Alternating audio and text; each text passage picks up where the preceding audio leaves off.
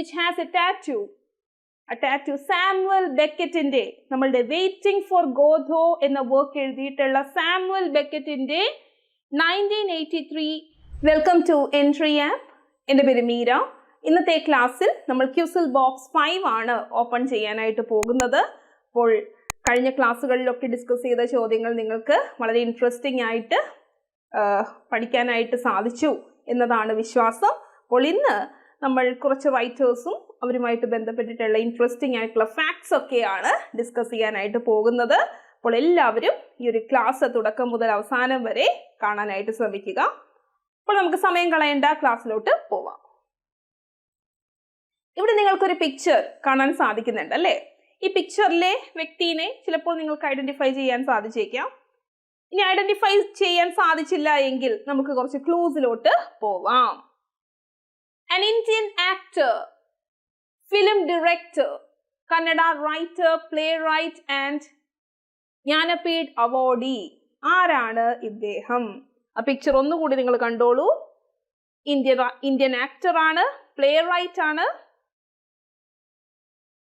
അതുപോലെ film director, writer ഒക്കെയാണ് അല്ലേ? Predominantly worked in Kannada, Hindi, Tamil, Telugu, Malayalam, Marathi films.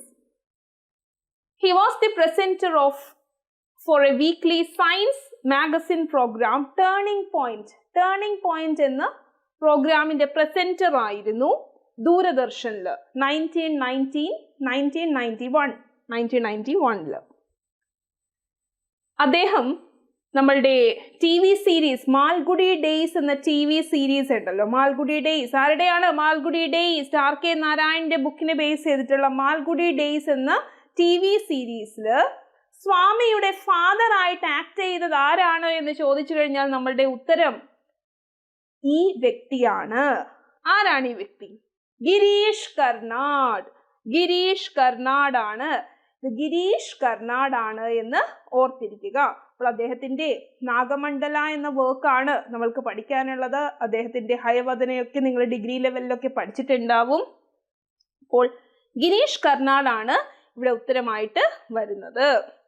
അപ്പോൾ അദ്ദേഹം മറ്റൊരു ഫാക്റ്റിലൂടെ ഒരു റൈറ്ററുമായിട്ട് കൂടി നമുക്ക് കണക്ട് ചെയ്യാനായിട്ട് സാധിക്കും. അതായത് Karnad made his acting as well as screen writing debut in Kannada movie. അവിടെ സംസ്കാര 1970 സംസ്കാര എന്ന മൂവി അദ്ദേഹം ചെയ്തു. അത് UR ആനന്ദമൂർത്തിയുടെ നോവലിനെ ബേസ് ചെയ്തിട്ടുള്ള വർക്കാണ്. ഓക്കെ, നോവൽ സംസ്കാരനെ ബേസ് ചെയ്തിട്ടുള്ള ഫിലിം ആയിരുന്നു എന്ന് ഓർക്കുക. സംസ്കാര എന്നത് UR ആനന്ദമൂർത്തിയുടെ നോവൽ കൂടിയാണ് എന്ന് മനസ്സിലാക്കി വെക്കുക. അപ്പോൾ ഇത്രയും പോയിന്റ്സ് നമ്മൾ ഗിരീഷ് കർനാഡുമായിട്ട് കണക്ട് ചെയ്ത് പറഞ്ഞതാണ്. നിങ്ങൾക്ക് ഇവിടെ കാണാൻ സാധിക്കുന്നത് നമ്മളുടെ ഇന്ത്യൻ സിറ്റി ലക്നൗ ആണ്. ലക്നൌയുടെ പിക്ചർ ആണ് നിങ്ങൾക്ക് ഇവിടെ കാണാൻ സാധിക്കുന്നത്. എന്താണ് ഈ ലക്നൗ എന്ന പിക്ചർ ഞാനിവിടെ കൊടുത്തിട്ടുള്ളത് എന്ന് നിങ്ങൾക്ക് മനസ്സിലാകും.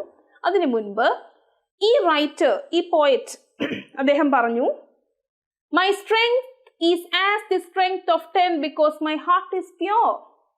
My strength is as the strength of 10 because my heart is pure എന്നാണ് അദ്ദേഹം പറഞ്ഞിട്ടുള്ളത്. ആരാണ് ഈ വ്യക്തി, ഈ poet? Nature red in tooth and claw എന്നത് അദ്ദേഹത്തിന്റെ വളരെ ഇമ്പോർട്ടന്റ് ആയിട്ടുള്ളൊരു ഫ്രേസ് ആണ്. Nature red in tooth and claw. ഇത് ഇവിടെ കൊടുത്തിട്ടുള്ളത് മറ്റൊരു വർക്ക് ആയിട്ടാണ്. Nature red in tooth and claw, theism and the problem of animal suffering എന്നത് ആരുടെ ബുക്കാണ് എന്ന് ചോദിച്ചിരിക്കുന്നു. Michael J Murray 2008.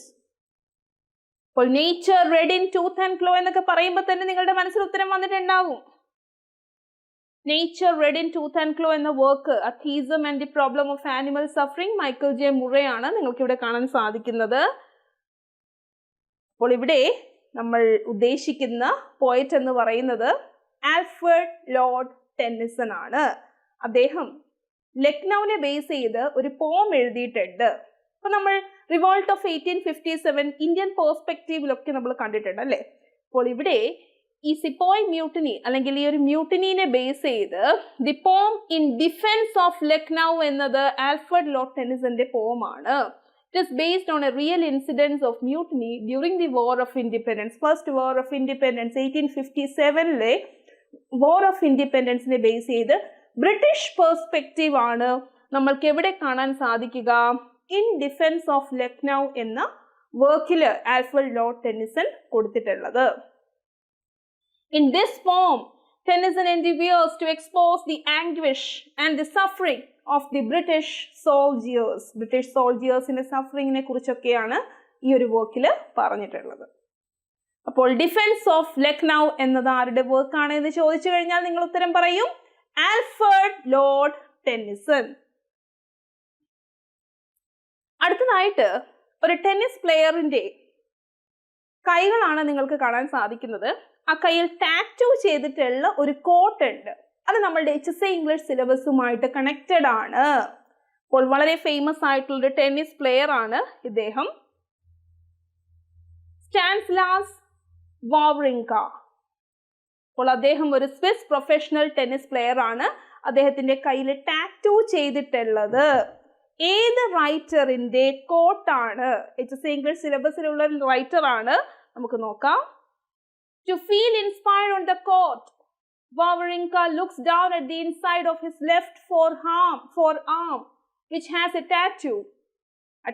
സാമുവൽ ബെക്കറ്റിന്റെ നമ്മളുടെ വെയിറ്റിംഗ് ഫോർ ഗോദോ എന്ന വർക്ക് എഴുതിയിട്ടുള്ള സാമുവൽ ബെക്കറ്റിന്റെ 1983-ലെ നോവൽ വെസ്റ്റ്വേർഡ് ഹോ എന്ന വർക്കിലെ, ഇവിടെ സ്പെല്ലിംഗ് തെറ്റാണ്, വെസ്റ്റ്വേർഡ് ഹോ എന്ന വർക്കിലെ കോട്ടാണ് നിങ്ങൾക്ക് കാണാനായിട്ട് സാധിക്കുക. ഇനി ആ കോട്ട് നിങ്ങൾ മനസ്സിൽ വെച്ചോളൂ. നിങ്ങൾക്കും അതൊരു പോസിറ്റീവ് കോട്ടായിട്ട് ജീവിതത്തിൽ യൂസ് ചെയ്യാവുന്നതാണ്. Ever tried, ever failed, no matter. Try again, fail better. അപ്പോൾ ആ ഒരു ശ്രമത്തിന്റെ ഫലം, ആ ഒരു ശ്രമിക്കുക എന്ന് പറയുന്നതിന്റെ ഇമ്പോർട്ടൻസ് ആണ് നമ്മൾക്ക് ഇവിടെ കാണാൻ സാധിക്കുന്നത്. അപ്പോൾ സാമുവൽ ബെക്കറ്റിന്റെ കോട്ടാണ് അദ്ദേഹം കയ്യിൽ ടാറ്റു ചെയ്തിട്ടുള്ളത്. Ever tried, ever failed, no matter. Try again, fail better. ഇവിടെ നിങ്ങൾക്ക് സാമുവൽ ബെക്കറ്റിനെ കാണാൻ സാധിക്കുന്നുണ്ട്. 1969 ബെക്കറ്റിന് നൊബേൽ പ്രൈസ് ലഭിച്ചിരുന്നു.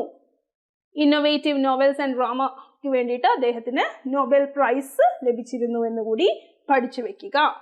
ഇന്നത്തെ ക്ലാസ്സിൽ നമ്മൾ വളരെ ഇമ്പോർട്ടൻ്റ് ആയിട്ടുള്ള കുറച്ച് പോയിന്റ്സും അതുമായിട്ട് റിലേറ്റഡ് ആയിട്ടുള്ള ഇൻട്രസ്റ്റിംഗ് ഫാക്ട്സുമാണ് ഡിസ്കസ് ചെയ്തത്. ഈ ഒരു ക്ലാസ് എല്ലാവർക്കും യൂസ്ഫുൾ ആയി എന്നാണ് വിശ്വാസം. അടുത്ത ക്വിസ് ബോക്സിലൂടെ കാണുന്നത് വരെ എല്ലാവർക്കും നന്ദി, നമസ്കാരം.